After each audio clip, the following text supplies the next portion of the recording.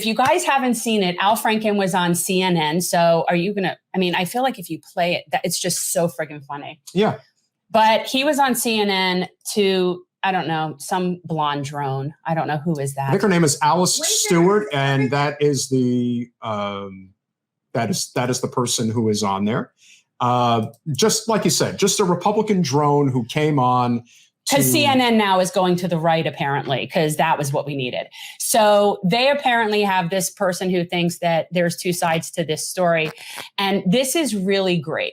I got to say, like, this is definitely a good, you guys got to appreciate this. If you haven't seen it. If anybody, and again, we are not one to really, we're not going to laud CNN for anything. No. And we sure as heck don't want to have anything to do with Jim Acosta. But this was a great segment. And it was a great segment. And it is a great segment purely because Al Franken never took his foot off the gas pedal. No. He just kept going. Great. And he basically made a person, and very often, and you don't often see this, where they will allow for a banter to go back and forth. But Al basically pushed her so far to the corner that she didn't know how to talk. Okay, so as a preface to this, what they are talking about was a statement that Kamala Harris made saying that there is this sort of appearance of a delegitimization of the court. Okay, Kamala Harris was basically saying that, and they are going to argue about what was the actual cause. And then Justice Roberts said that she just says that because she doesn't like the opinion. And no, that's not why the court's delegitimate. And Al Franken is going to tell us why this court is not legitimate. The legitimacy of the court was undermined when they wouldn't take up Merrick Garland. And you'll remember that McConnell said it was because it was during election year. And you remember Lindsey Graham pledging that if a vacancy came open during election year in 20, that he wouldn't vote for. They wouldn't take up a nominee. They've stolen 2 seats. The one that Merrick Garland wasn't given a hearing for, and the one that Coney Barrett was, where she was seated a week before the election. That destroyed the legitimacy of the court.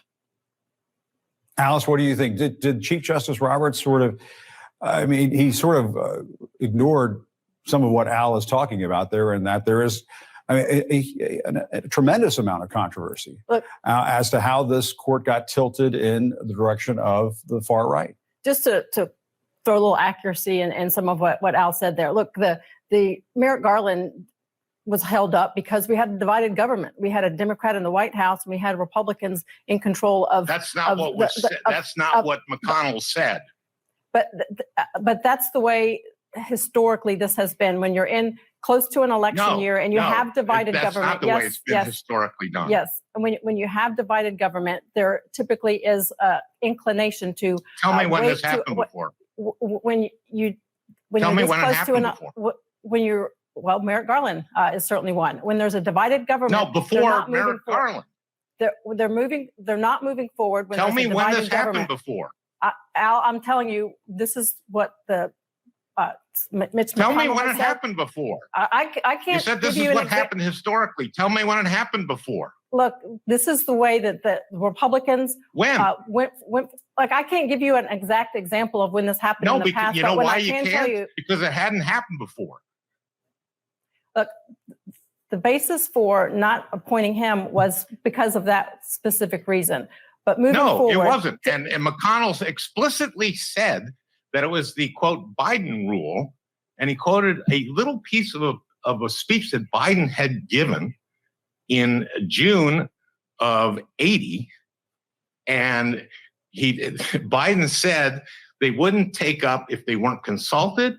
And this was about someone resigning in June after a term of the court, which is very different than someone dying. Scalia died in February. And you saw, you guys, if you can find the tape, you can find Lindsey Graham saying, keep the tape. We will not take up a judge if someone dies, a nominee, if someone dies in an election year in the next election. This is total hypocrisy. And you actually, I'm surprised that you're claiming this, and you can't come up with an example because there is none. To get back to the point of the conversation here. No, Kamala Harris. this is the point. No, look, I'm not.